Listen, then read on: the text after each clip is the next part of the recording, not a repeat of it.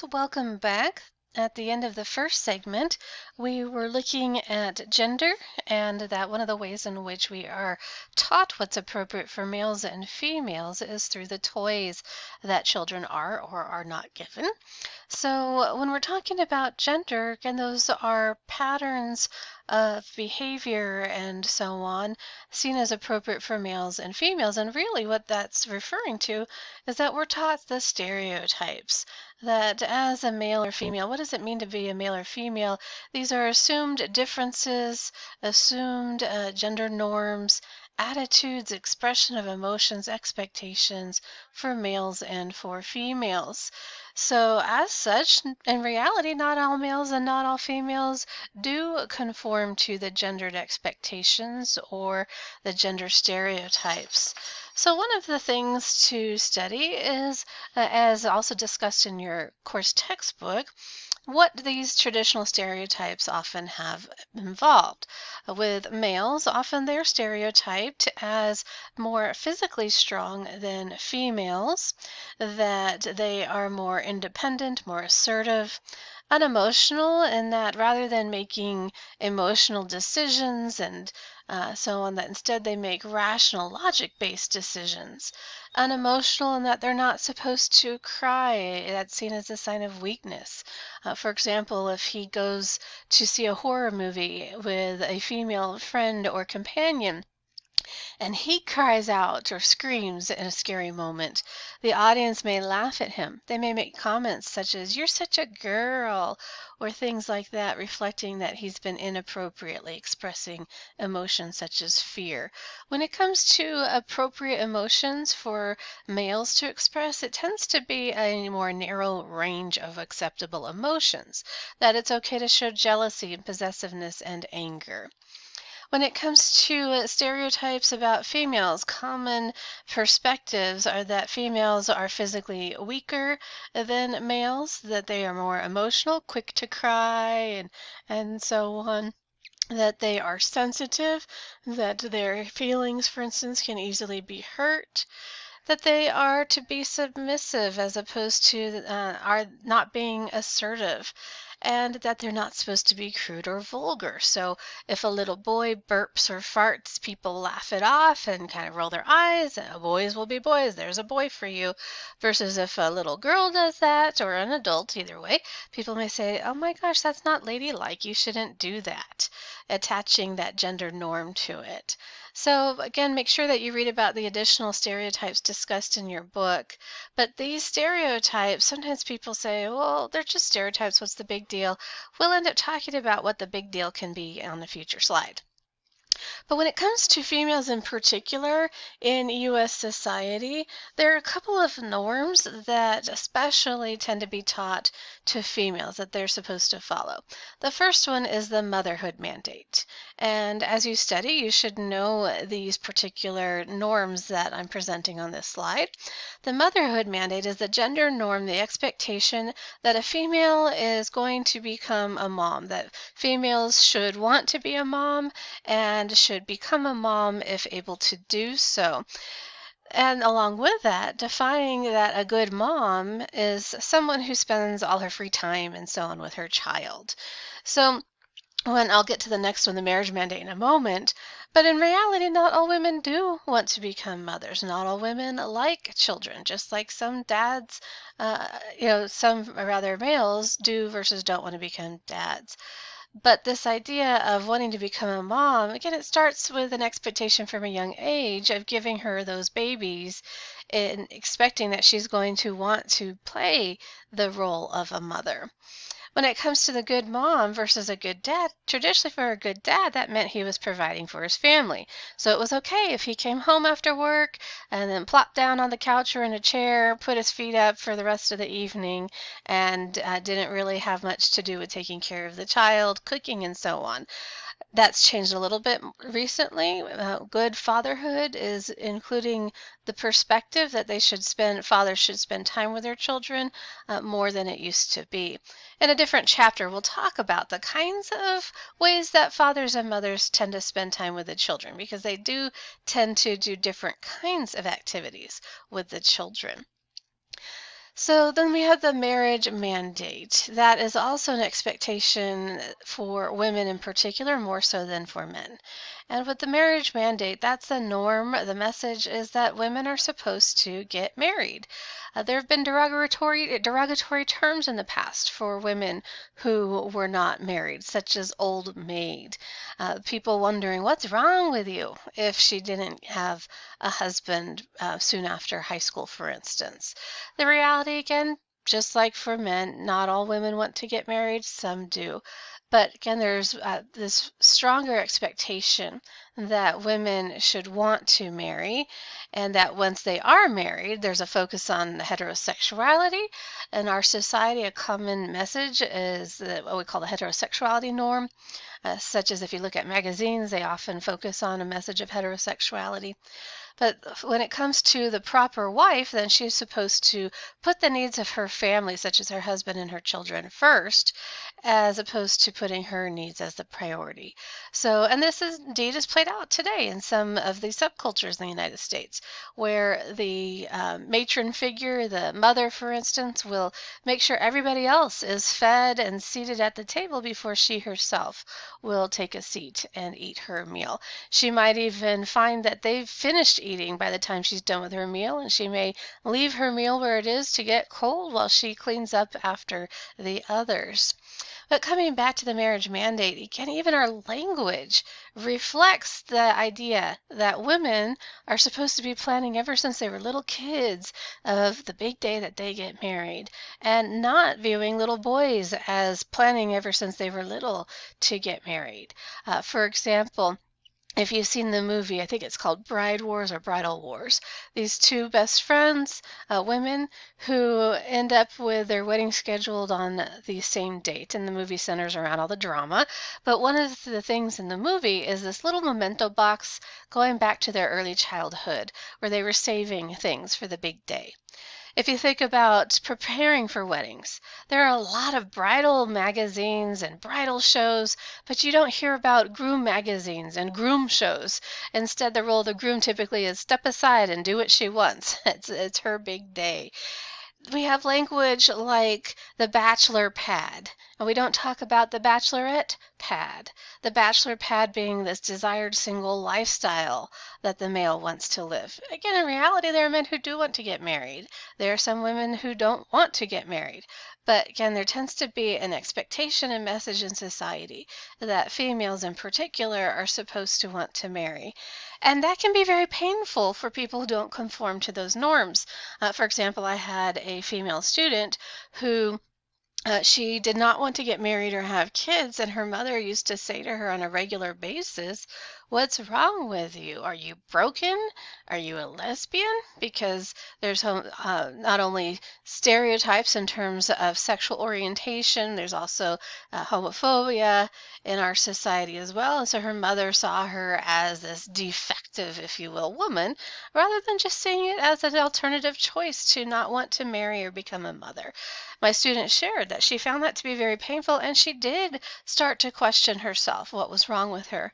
And that when we addressed gender in class, this was a soc32 student, and she learned that this is a societal view, but that we emphasize in sociology, there are many different paths that people can choose to take. She felt much better and more normal, that it was okay. There wasn't something wrong with her for not wanting to conform to societal norms. So I mentioned a little bit ago that these gender stereotypes really do make a difference, because it can lead to discrimination against a person based on their sex, aside from other forms of discrimination that can happen.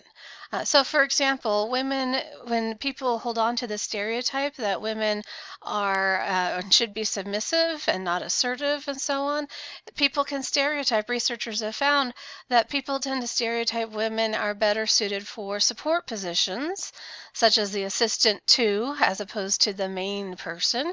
and that they stereotype men as better suited for leadership, along with a stereotype them based on the stereotype of being unemotional and making rational, logical decisions and so on.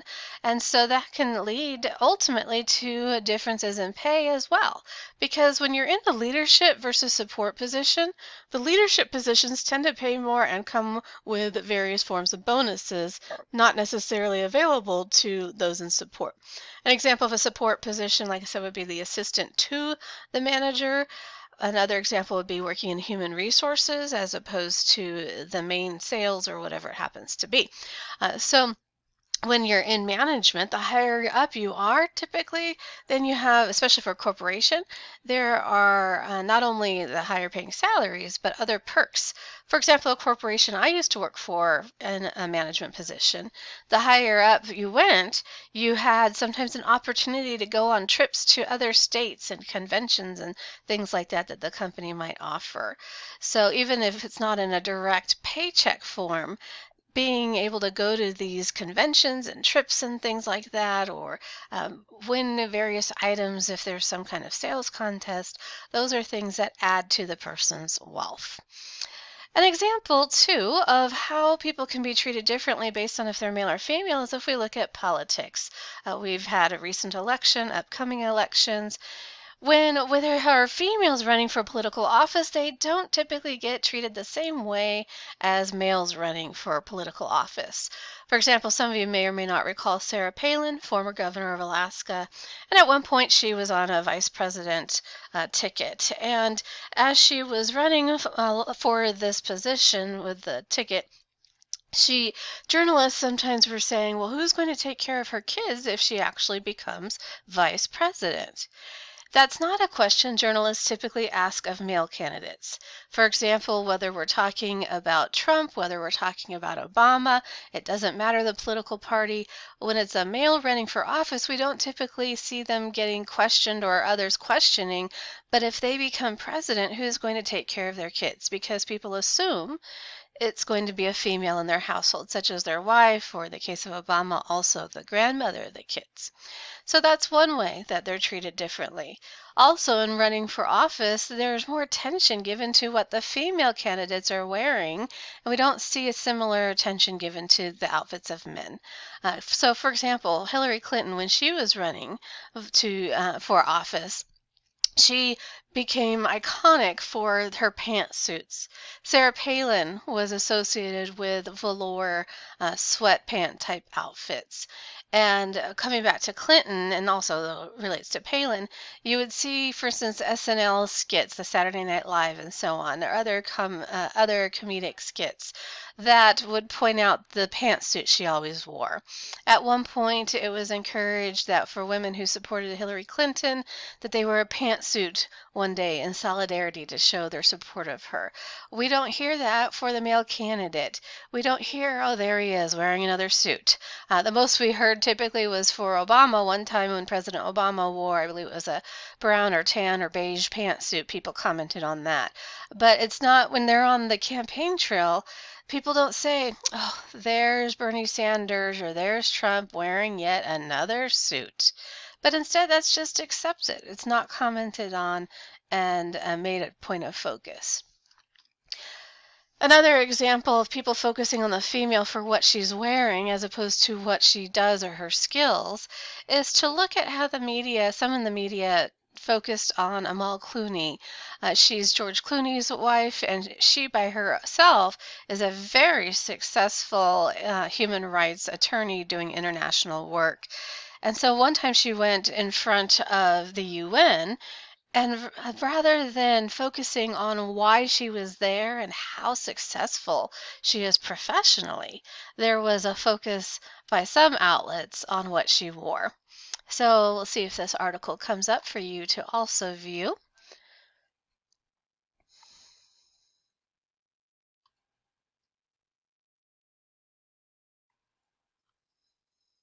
All right. So I'll just highlight some of the features of this article. It talks about within minutes of her arrival at the United Nations, headlines about Amal Clooney were appearing online. Granted, these are fashion magazines, but they've also shifted their focus to non-fashion articles as well. So there was comparison of what she was wearing to an outfit from Meghan Markle. Hold on, let me stop that video.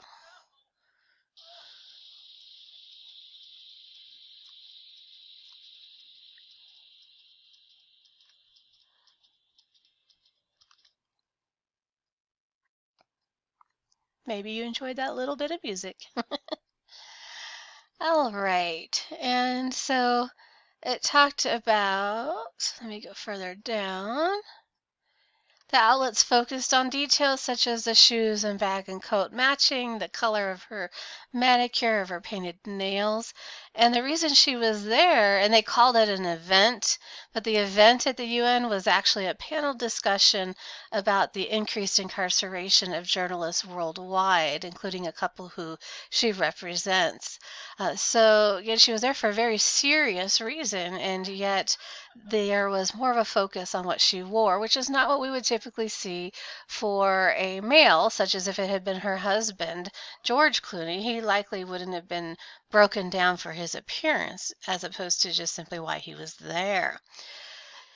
So in terms of the other long-term picture, so again, you can have sex discrimination where a woman might not get the job or get hired instead in the peripheral support position as opposed to the main position compared to men based on those stereotypes. And then that in turn can contribute to the pay gap. There's a known pay gap between the sexes where on average, the average full-time male worker in the United States tends to earn more than the average full-time female worker. The average full-time female worker tends to earn about 80% of that of a male, or another way it's often described is that the average full-time female tends to earn about 80 cents for every dollar earned by a male.